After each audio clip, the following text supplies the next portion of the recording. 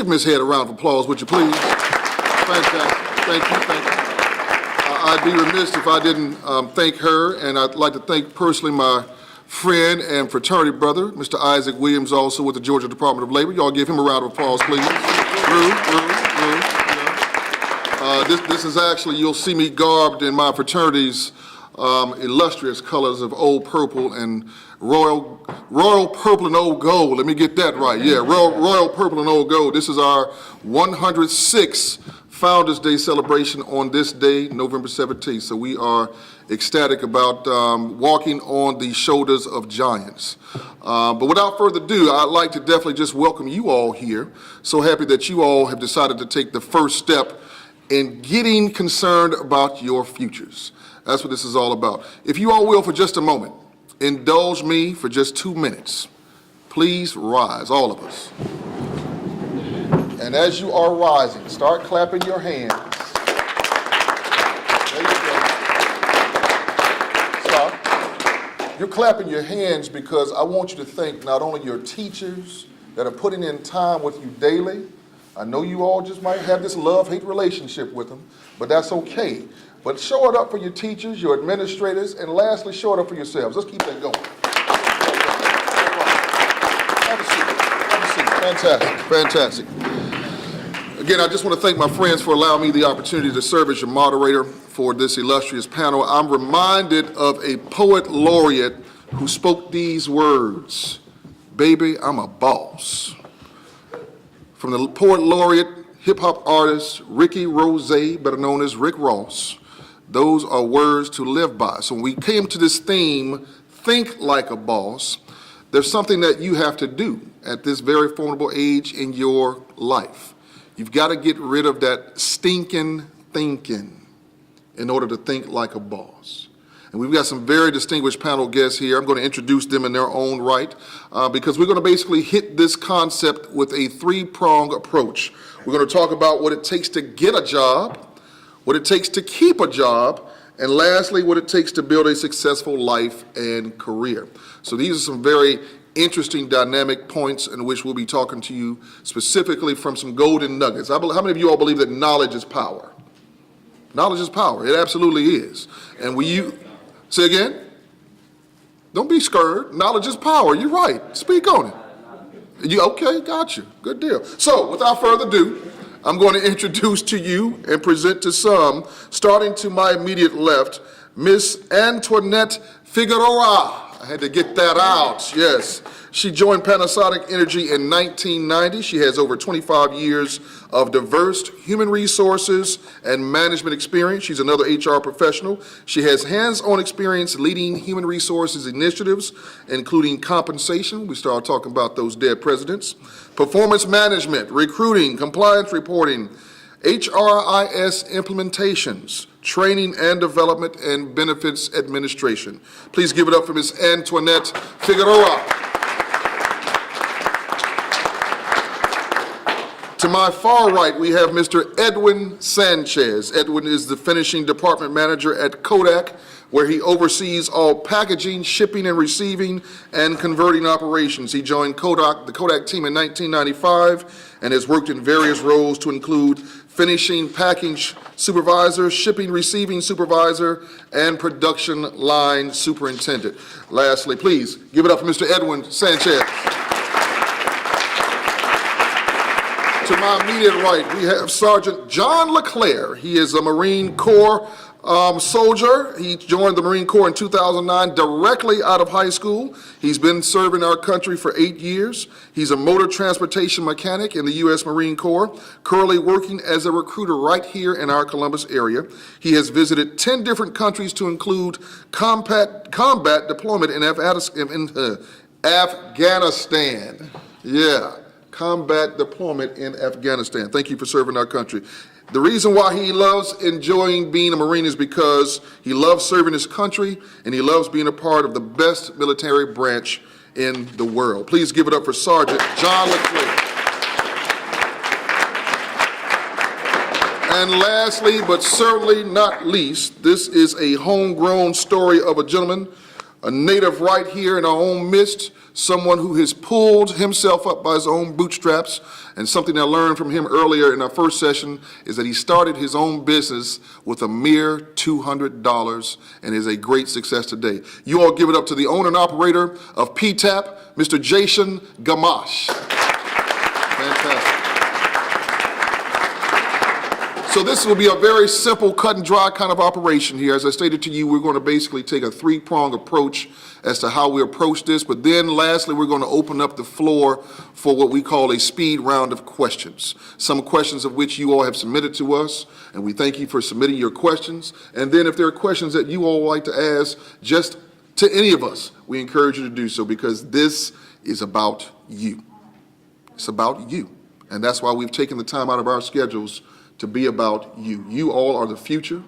We want to make certain that the future continues to stay bright, and that's why it's necessary for us to be able to speak and impart some golden nuggets of some life experiences that we've had, so that you all can take something away and impart with some additional knowledge once you leave these hallowed halls. So the first topic up for discussion is what it takes to get a job. What it takes to get a job. And I'm going to turn this over. Oh, you all have questions already. Is that? No? No? Oh, no, you all have answers. They're gonna answer. Okay, well, let's, this is interesting. Let's get into this dynamic then. I like this. I like, you got this one. What does it take to get a job? Please, hold on. First of all, let's do this. Let's do this. I want you to stand. Oh, I gotta stand. Okay. Because these are some skills that we're going to get. I want you to give us your name and what school you attend, and then ask your question, please, sir. My name is Jaden Posey. I attend Jordan. Okay. But you need education. You need to be a leader. You need teamwork, hard working. You need to know how to talk in front of a lot of people, like you are doing right now.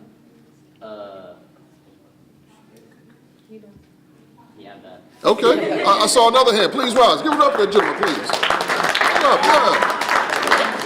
My name is Jaden Cheatham, and I'm from representing Georgia. Okay. One of them is dress. Dress. Okay. Dress. How you dress. Okay. Okay. That's good. That's good stuff. You give it up, please. Was there another hand? I saw another hand. Was there someone else who wanted to have something to say on that topic? What does it take to get a job? Those are very good points. Jason, would you like to lead us off from an employer's perspective as to what it takes to get a job? All valid points. You guys are 100% on what you said. The number one thing I'm looking for is passion. You guys, I'm assuming you guys are all Jordan High School. Yes. So you guys go to an amazing school. I love your school because your school focuses on different vocational type jobs. And I'm going to go off the road just Go right a little ahead, bit. please. But what I like about Jordan so much is that I feel like a lot of schools are focusing a lot on just computers. And everybody on this panel can appreciate you knowing a lot about technology and computers. But what I see in our industry and other industries, whether it's welding or a crane operator or whatnot, a lot of people look at those jobs and they think, oh, that's just a crane operator, or oh, that's just a welder. But what's happening today, because of the level of education on those types of jobs and everybody focusing on technology, the crane operator's making $250,000 a year. Mm-hmm. A welder out of college can make $65,000 a year minimum right out of college. So I want to appreciate the fact that Jordan is a school that teaches a wide variety, not to mention you guys have a Rockstar Automotive class at your school. But passion is what I look for. And so what I say all that to say that go for the job that you have passion for, because you will succeed. And that passion in that interview can relate to your employer, and they can see that you really enjoy and love whatever you might be doing. Because if you go to a job and you might not enjoy it, no matter what that job is, a lot of times the employer can feel that negative energy. But if you enjoy what you do, or what you might be doing, they can feel that energy and feel that you might be a good part of the team and be a good team member, and dressing well and whatnot. And I know we have an expert at the end of this table that interviews a lot more than I do, and so he can give you a little bit more information. But to me, having passion for what you do is just as much an asset for your employer that you're interviewing with as it is for you, because you'll enjoy what you do and you'll continue to do a really good job and grow within the company and be a boss. Good job. Good point, Jason. Good, Jason. I kind of go along with, I mean, it's amazing listening to this guy talk, because he really has his stuff together in terms of how to really kind of communicate in terms of what is needed to get a job. And one thing that I failed at the first session was to mention that you really have to enjoy what you do. Being a boss, or being the boss of, your own business or of a facility with a couple of hundred employees, it's not simple. So I love the way Jason puts it together and says, what do you need to do to get this job? And how do you have to kind of deliver your passion? And if you're sitting next to him, you can hear it, you can feel his passion just sitting next to him. I've been doing this role at Kodak for about 22 years, probably before most of you guys were born. But the one thing I do love about my job is I do enjoy my job. I absolutely love doing what I do. And that's one piece that I really miss, that Jason communicates exceptionally well to the team and saying, hey, look, you know what, you really have to enjoy what you do. I'll share with you guys that not as great as Jason, because I can't come across as good as he does, but in terms of what it takes to at least sit an interview and then get the job itself. So a few things that you really want to do before you go into the job interviews. You really want to know the job. You want to know the organization that you're going to apply for. It doesn't matter whether you're going to apply for McDonald's or even for a small mom and pop shop of any kind. You really want to know what you're signing up for. You really want to know who is it that you're going to be working for and who you're going to be talking to. You really want to know your strengths. Does everyone know what their strengths are? Everybody raise your hand if you know what your strengths are. You know what your strengths are, what you're really good at. That one thing that you know that you're just good at, right?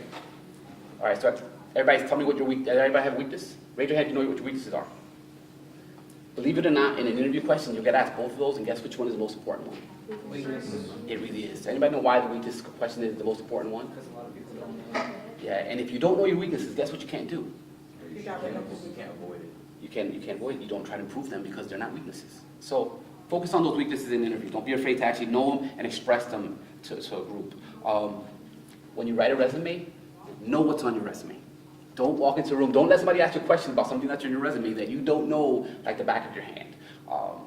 And on top of the resume, make sure that the spelling at a resume, when you're going to try to sell yourself, you want to make sure that everything. So I have 15 different people look at your resume and say, this resume, the spelling is right, the grammar is right. Everything on that thing has to be on point. Cannot miss. Interview. Do not be late for an interview. I can tell you, I've been doing this for a long time. I've hired probably over 500 to 600 employees through Kodak in the last 20 years. I can tell you that at this time, I no longer hire people that are a minute late. I just can't. Anybody know why you wouldn't hire somebody who's a minute late? Because they might be late to work. Because they're going to be late to work. And statistically, you're going to expect them to be late. You might as well say, hey, look, you're in our introduction, you're late. I'm sure that you're going to get, it's a high probability. I'll keep this short. Dress nice. I'm not saying you have to dress like GQ and be the best dressed in the room, but wearing a NASCAR t-shirt and saggy pants to an interview might not be the best decision making in terms of setting yourself apart from the other candidates. You might be the best candidate. Show that you're the best candidate. Don't be afraid to speak. Speak on that. Listen to the question. You don't understand the question, ask for clarification. Maintain good eye contact. Good eye contact just shows the level of confidence that you know what it is that you want and who is it that's at the table. And control your nerves. I'm not a public speaker. This is not something I do for a living. Although I have a couple of hundred employees that work for me, but they don't really work directly for me. They work for my supervisors, so I don't generally have to talk in front of all 100. But after you work with the same 100 people for 10, 15 years, you get more comfortable talking in front of a group. Control your nerves. Whatever that little ticket of yours, practice on eliminating as best you can during that process. So find. And the last thing that is the most underrated is practice. Brother, sister, somebody at home, practice with them. Have a discussion. Google interview questions. Google the company and interview questions. What kind of questions to be asked? And then play interviewer. It's the more you can actually say something out loud when you walk into a room with strangers, guess what? So guess what I had to do before I got here? I wrote every single thing down that I was going to be saying in front of you guys before I said it. It helps your nerves and it helps you feel more confident in what you're saying. So. Very good points, Mr. Sanchez. Thank you very much for that. Ms. Antoinette, being an HR professional, I know that you've got some knowledge about this subject matter. Yes, right now, the dynamics in getting your resume out is different. It's done on the internet most of the time. So we don't even see the person, we see your resume. So it's very important for your resume to depict exactly what your skills are. Now, you're coming out of high school, you may not have a lot of experience, but you need to take into consideration what the volunteers work that you do, maybe a project that you worked on in school, and incorporate that into your resume. Because the first thing we look at is your resume. We don't see you. We don't know what you bring to the table. So the first thing we're seeing is this. So make sure that it looks professional, that it has all the skills that you want to portray or you want to expose or share regarding that position, because that's what we go on. Once you get the interview and you get there, know how to express yourself. What is it that you're bringing to the table? What are your strengths and your weaknesses? Not only your weaknesses, but how you're working on developing them. We want to know that you know what you're bringing to the table. I ask questions about what job you've done, what you've done in school, because I want to know whether or not you understand what you've been doing. If you've taken ownership of a class, or if you've taken ownership of a project, or if you've been volunteering at a nursing home, what did you take out of that? Because if you've invested in those projects, then I can see potential in you as an employee for us. Does that make sense? Because a lot of you are not going to have a lot of experience. So we need to look at what you can bring to the table. So look at all of those things. Remember that you are selling yourself. So you have to be comfortable in talking about yourself. A lot of the interviews that we have with young individuals, they don't know how to express themselves. I'll ask a question and their answers will be yes or no. We need a lot more details and be able to express yourself. So that's the key thing that I would say. And very, very, very important to tag on what he says, being tardy is unacceptable. It really is. And your dress code, because that shows that you care. What image do you want to project to your future employer? So that's very, very important. We hire a lot of young people. We look for them because we have a lot of entry-level positions. But the person has to be able to articulate what they bring to the table. Does that make sense? I like to stay in the same vein as to what it takes to get a job, and some very important questions that actually came from you all prior to you all coming here. The use of cell phones and social media. The use of cell phones and social media. How does that impact largely on getting a job in terms of what you put out on social media? I think we all understand that right now our world is so affected by everything that's on Facebook, Snapchat, Pinterest. What are some of the others that I might be missing? Instagram, Snapchat. So our society, as we now know it, has become so virtual that when you begin to look at opportunities for employment, how does that play such a significant part in just being able to get to the point of being considered for an interview? We look at social media when we're looking for a candidate. I check your Facebook page. I check to see what it is that you're posting, because that shows to me what type of person you are. And I have to think about whether or not that person is going to be the right match for the particular position that I'm going to be filling. So if you've got inappropriate things that are posted on your board or on your Facebook, I'm going to concern myself from an HR perspective, oh, wait a minute, will this person be a professional in a work environment? They're not concerned about what image they're portraying on social media. So yes, for a lot of the positions that I interview for, I do check Facebook. I even check your voicemail. When I leave a message for an interview, asking to schedule an interview, and the message that you leave on your phone, yo, what's up? That makes an impact. Or there was one case where I left a message, and the message that the person had, the voicemail, was profanity. They had profanity, yeah, and I'm thinking, okay, that's not one person that I want to hire, because that's their natural way of expressing themselves. And I'm in an environment where I need to have all of my employees professional. Because a professional is, no matter whether it's an entry level or a higher level, we consider all our employees professionals. So that's the first level that I look at. So just to tag on to that. So 2 different companies, we do the exact same thing. So after the interview, we're going to your Facebook, going to whatever social media we can find to see where you're at and what the dialogue is in there. And the reality is, if there is something to that effect, I mean, the reality is that there's a high probability you won't get a job. Sergeant Leclerc, I was as it gonna relates say- to the military, please. I was going to say, and I'm going to third that. I mean, as a Marine Corps recruiter here in Columbus, Georgia, for those of you that are juniors and seniors at Jordan High School, you guys probably have heard my voice on the phone. I mean, that's part of the way that we contact you guys, is we get a list from the school every year. We call you guys and see if there's some sort of interest in the military and why or why not. But one of the things that we do if we can't get a hold of you via phone or we can't catch you at the school is we look for you on Facebook. That's part of what we do. And if we find your page and there's something on that page that, like they're saying, portrays an image where you're not exactly an upstanding citizen or, you know, quality potential for the military, then I'm going to go ahead and write you off.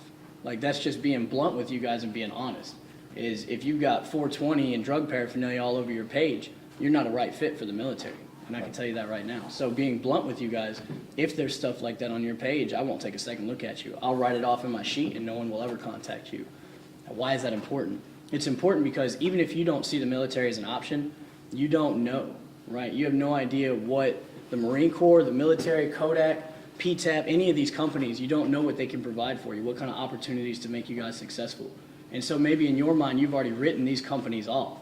But in all reality, it could be a potential to make you successful. It's the reason you guys are sitting in front of us here today, is because how do I make myself successful? So that's one of those steps. So I would tell you that from 3 companies, you've heard it now, 3 out of 4 so far, and I don't doubt that Jason would say the exact same thing. 100% of the people on this panel say that what you portray on social media is going to could create a potential problem when it comes to hiring. Let's move on to our next topic of discussion. So you get the job, what do you have to do to keep the job? Yes, sir. Always be on time? That's a good one. I saw another hand. Yes, ma'am. Personal hygiene. Personal hygiene. Love it. Yes, sir. Show good work ethic. Do your job. Be respectful. No attitude. I'm sorry. No attitude. No attitude. Okay. Yes, sir. Reliable, Reliable. I like that. self-confidence, Self-confidence. Yes, ma'am. Trustworthy. Trustworthy. Professionalism. Professionalism. Oh, my goodness. Yes. Discipline. Teamwork. Teamwork. Leadership. All of those are great attributes, characteristics. I mean, you guys have actually answered the question. Yeah. You've answered the question. While we here, you answered the question. I'm serious. Something special is going on at Jordan High School. Something special is going on. So before we close out that segment, Jason, please. So what's the question? The question is how to keep a job. Once you get the job, how do you keep the job? Okay, so you want to keep a job, you want to excel in your job. The number one way to keep a job and excel in a job is to build value. Every day I go to work, I own the company, doesn't matter. My wife works for Aflac. Every day she leaves, I tell her to build value. You build value, you are an asset to the company. They need you. When it's time for a raise, you might think it's time for a raise. You step into the office and say, hey, I feel it's time for a raise. If you have built that value and you are that asset, they have to make a decision. Wow, do we want to lose this asset? We need to step their game up and give them more money or give them more benefits or give them more time off or whatever it might be, or give them a higher position or have more leadership. So if I could tell you a way that I feel like to keep a job and to excel, to be the boss or to be the owner of your own company, is to constantly walk in the door every single day knowing that you went in, worked it, and built value, whether it's helping another employee excel in something, or you learned another division within the company. And so my wife has worked in like 15 to 20 different departments within Aflac. She's kind of known as the fixer. She goes into different departments and figures out how to fix issues and problems. So she's been able to learn about so many different departments within Aflac. And she is such an asset. She has the executives fighting over her. And what does that mean? It means more time off and more money. So if I could tell you guys, if you want to excel in a passionate job that you have, I would tell you to constantly build value, constantly learn about the company, and that'll be an easy progression for you to move higher within the company. It's a very good point. Let me segue off of that, too. I use this question quite a bit when I teach on the collegiate level. And the question I ask of my students, and I consider them all to be lifelong learners. I consider you lifelong learners. We're all here. We're lifelong learners. But the one question I ask and I challenge them is, what separates you from the herd? I'll ask that question again. What separates you from the herd? Many of you all, after graduation, are going to go to college. You're going to pursue bachelor's level degrees. But guess what? There are going to be many other high school graduates who are going to also go to college.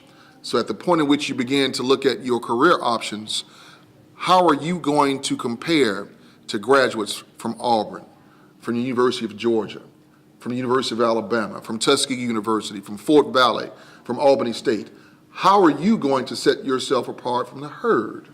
So as it relates to keeping a job, you've got to find out what that it factor is that sets you apart from every graduate that's finishing with a business degree, every graduate that you're going to be competing with that finishes with a finance degree. You've got to find out what that it factor is that separates you from your competition. That could come in the form of you doing volunteer work. That can come in the form of you getting an internship while you were in school. That could come in the form of you getting a co-op while you were in school. Because that experience alone should not just be about the party life and football season and cheerleaders and basketball players.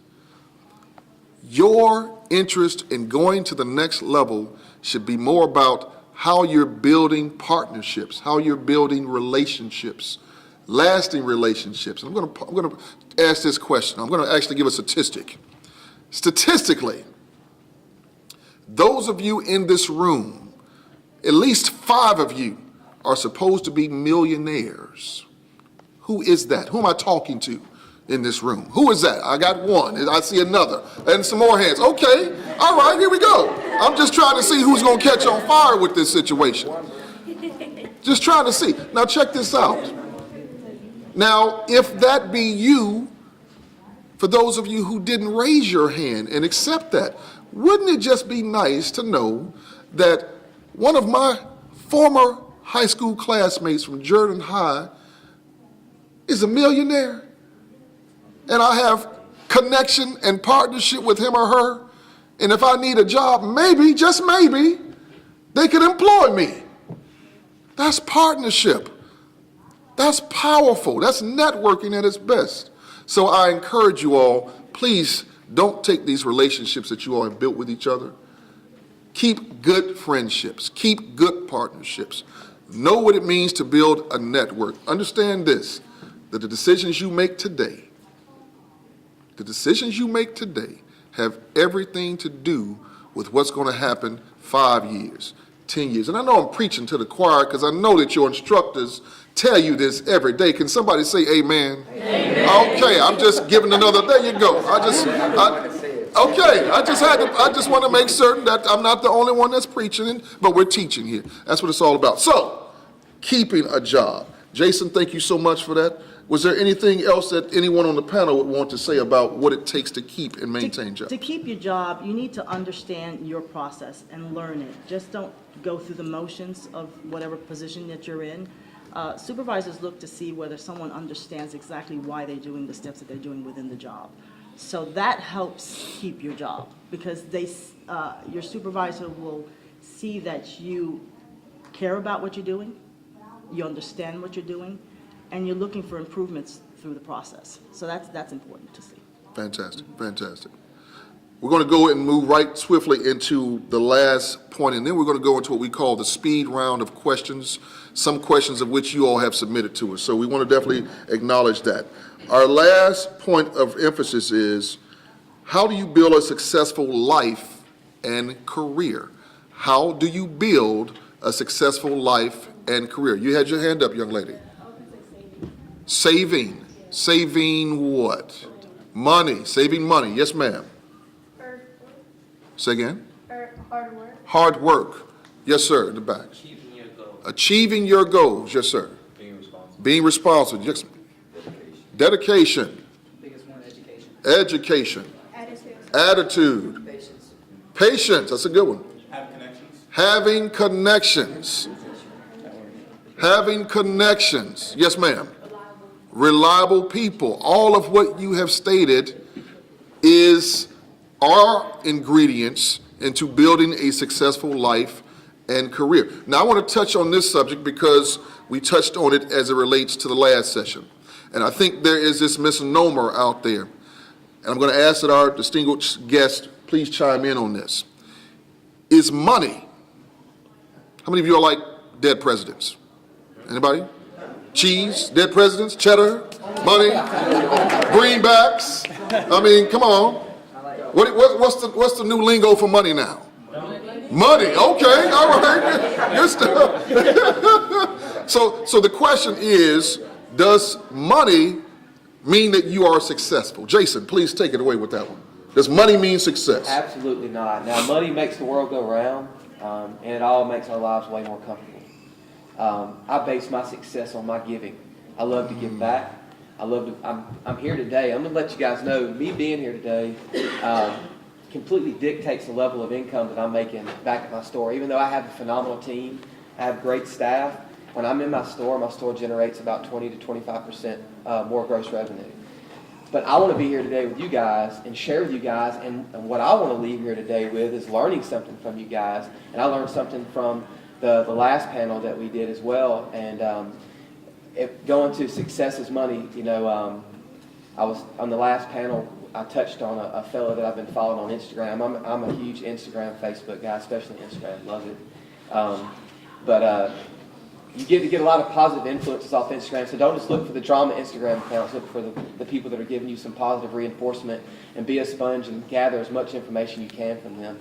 But I'm the guy that wants to own the Porsche dealership. I don't want to own the Porsche.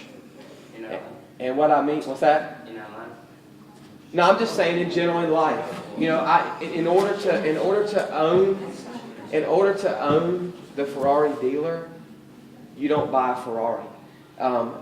When we work with the NFL football players, we work with musicians, we work with Ludacris, Jarvis Jones, with the Steelers. We work with all of these creative people, and they do, they have a persona to have nice things, but you'd be surprised how well they save money. And she said saving money and being a lot more smart and frugal with your funds. So when you sign on with this gentleman at the end of the table to the Marines, and you get that bonus, or you get that first bonus in your job at Kodak, save your money, and that'll help build your successes. I'm having an issue right now personally because I've become addicted to buying real estate, because I've realized buying property and buildings has residual monies, meaning I buy them, I find a really passionate tenant. Like right now I have a young lady that her husband's a ranger in the military. She wanted to start a clothing store. I bought this really cool building. She couldn't afford the rent. I made concessions and made it cheaper for her to get into the building, and now she is wildly successful and she's doing really well. That makes me feel good. But she's been very adamant about what she spends her money on, and I don't think for her as well that success is based on how much money she has in the bank account. Of course, it makes the process go a lot easier. But you guys need to focus on the giving part of it. It makes you feel so much better to give and to take care of other people and to help other people. And what's really interesting is every time I get in a situation where I'm able to give, whether it's sharing my faith or it's helping somebody out that's in need, I feel like it always comes back tenfold. And I'm not going to say that's always going to happen, but at the end of the day, when I do something for somebody and I'm able to give, whether I can donate money to a nonprofit or whether I can help a family, with food for Thanksgiving or whatnot, the feeling that I get in my heart and my mind has so much more value than currency and cash ever would. Good points. Very good points. Anybody else would like to expound on that point? Building a successful life and career. I think you need to be happy at whatever you do. I think success has to do with you being in the lane that you want to be in and enjoying what you're doing. I don't think you can be successful if you're not happy in the position that you're in. I would just to compound on what they're saying, I would say effort. And so let's be realistic. if all of the things that you guys came up with, how to build a successful life and career, saving money, reliable, dependable, being on time, all of these things boil down to one key point, which is, let's say it together, which is effort.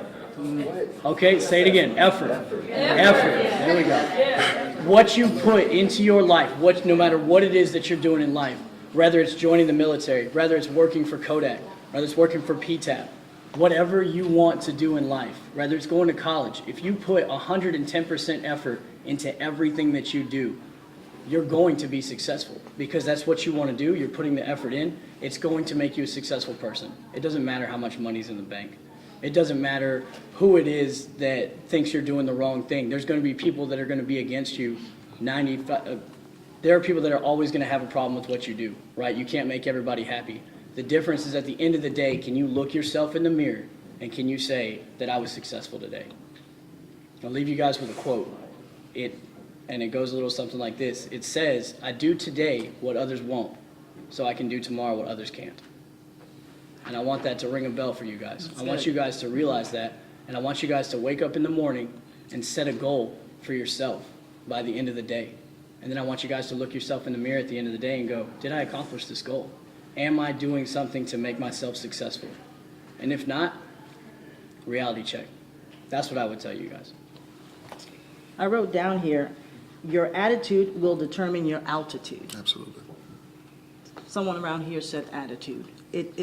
Positive attitude in everything that you do will make you strive and reach the goals that you set forth for yourself. And let me add to that. I think the higher in life that you get, there are going to be some people that are going to be dream haters. Do you have a hater in your life? Do you have haters? I think it was my boy Cat Williams that said, if you ain't got no haters, you ain't doing what you're supposed to be doing. Haters are supposed to be your motivators. And your motivators are in essence of those that are pushing you into your passion, that are constantly pushing you up because you're riding their shoulders to get you to your next phase in life. So when we talk about successful career and successful life, there are going to have to be some people and some friends, quite honestly, that you're going to have to move away with or move away from because they may very well not be for you. Just a little golden nugget. I know everybody is in kumbaya land right now, but there are going to be some people that you're going to have to distance yourselves from if you want to have a level of success in your life. Let's get into the speed round right quick, shall we? There's a question that came from some of you that I'd like to point out. The question goes, do tattoos and body piercings influence your hiring decisions? I'll ask the question again. Do tattoos and body piercings influence your hiring decisions? From someone I haven't heard. This gentleman in the right, put your hand up. Yes, sir. Yes, How so? because it can give people the wrong impression. They can give people the wrong impression. Okay, very good point. Someone else had another comment? Yes, sir. It could be for like the Marines, you know, I know some, like him being a recruiter, he wouldn't want to see someone with a lot of piercings all over their face, all over their body, because it's not good. Okay. From his And it's also perspective, dangerous. it's not good. And it's also dangerous. It can be dangerous, especially like the Marine thing, like Ian was saying.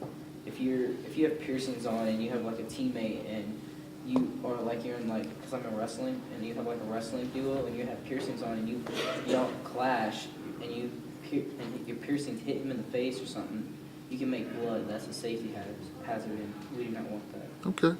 Yes, ma'am. I feel like you said over there, your first impression is everything. First impression. Yes, ma'am. You in the back? I'm sorry, sir. Yes, sir. I'm sorry, I couldn't see you. My apologies. My apologies, please. No offense, I assure you. I'm sorry? Sanitation issue. Sanitation, okay. Good, very good point. Very good point. So, to our distinguished guest, as it relates to tattoos and body piercings, how does that work within your employment situations? For us, it depends on the position that you're in. You have to remember that you represent the company. So depending on what position you're filling, concerns may be may be in like what he was saying before, sanitary or hygiene, because you're dealing with certain things. For us, it has to be something that's not inappropriate. You can't have a tattoo that's going to be offensive. We wouldn't allow that. You would have to cover that up. If it's something that's simple and won't be offensive, then we'll accept it. But if you're in an environment where we're dealing with machinery, piercing wouldn't be acceptable. You would have to remove all of those piercings because it could be a safety issue. But think about it. You have to think about what tattoos you're going to get. Remember, 15 years down the road, what do you want to portray? It's nice today, but will it be acceptable in 15 years? So who do you want to be in 15 years? And is that tattoo going to represent who you want to be? So I just think you should think about that. Yes, ma'am. What is an appropriate tattoo? What do you consider appropriate? As she stated, yes, it could be appropriate, but I think location. Location Location. is one. Profanity would be unacceptable. Something from a sexual connotation, or depicting something sexual would be unacceptable. Anything that would offend a religion or a culture or something like that would be unacceptable or inappropriate in a work environment. You have a question, sir? Would it be okay if, like, it showed, like, what your job is? Absolutely. I think a lot of it plays in part to your job. For instance, if you were going to a tattoo artist and that tattoo artist did not have one tattoo on them, do you think that they would be an ideal person to go to? Probably not. Probably not. I would like to see tattoos all over. So if you're going to get a tattoo, obviously you would hope that that tattoo artist was a part of his own craft. Now, if you were going to a physician and that physician had tattoos, both sleeves, all the way up to his throat, what's your perception of that physician? Yeah, Say again? yeah. Our perspective is not, professional, it's not good. Okay. So let me point this out to you. Perception is reality. But what? When you said when they have tattoos all over them, long as they cover them up, I'll be fine, because like if they cover them up, that means they're showing like they want to be there. They want to make sure they don't, like, some teachers have tattoos and they cover them up, and we understand that. Sure. And that makes us feel better. I mean, but going off of what Caitlin said, like, she was like, does it matter? Of course it matters, because if you got tattoos on your face and you're sitting up here trying to I'm not interview to saying be an face. accountant, I'm saying, nah. Yes, Ms. Head. Can I answer? Please, a please, comment yeah, or two, absolutely. please? In one of my former lives, when I was a marketing rep here locally, we were at the Career Center and we were doing a recruitment for Royal Caribbean Cruise Lines.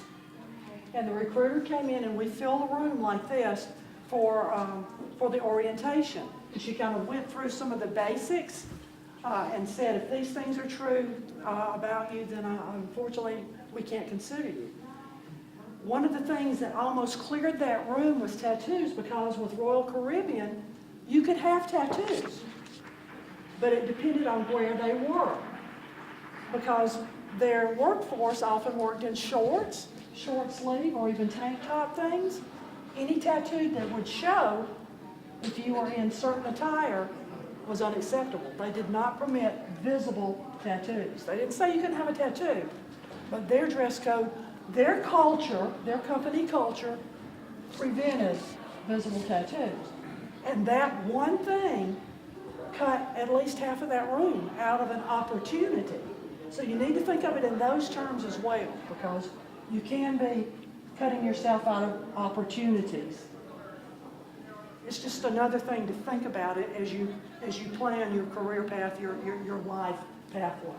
You're representing the company, but it's like he said, if you're working in a tattoo environment, then that's acceptable. If you're working in an artistic environment, then that's acceptable. But when you're going into a professional environment or a business environment, those are where that becomes questionable, and where they're located and what they represent. One for my final question, and this is actually coming from your peers.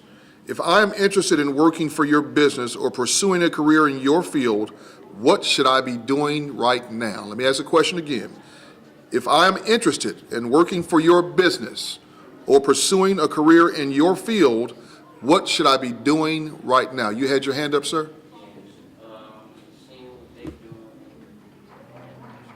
Speak up louder. I said their personality. Personality, okay. Yes, sir? Making a better resume, okay. Anyone else? Yes, ma'am. Practicing a job that they're trying to work in. Okay.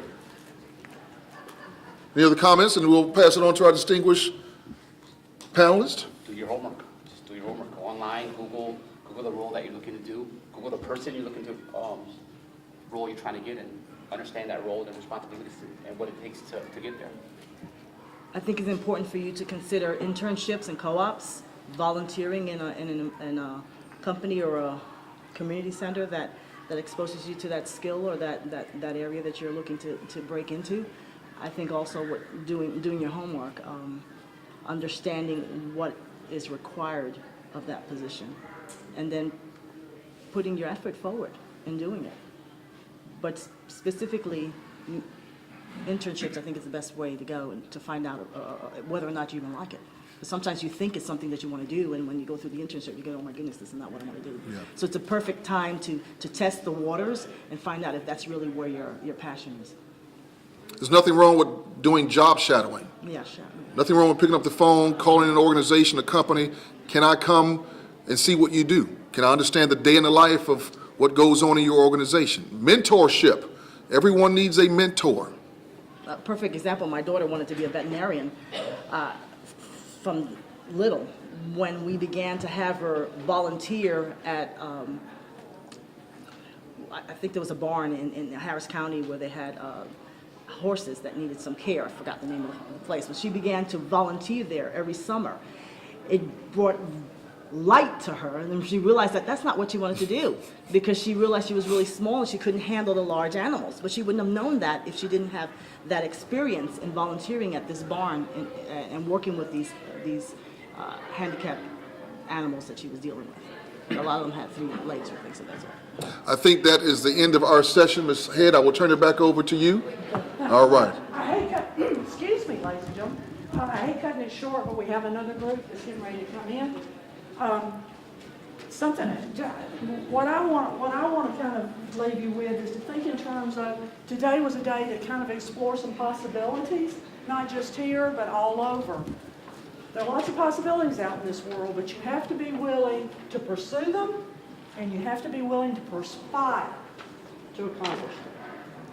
Please give your panel a hand.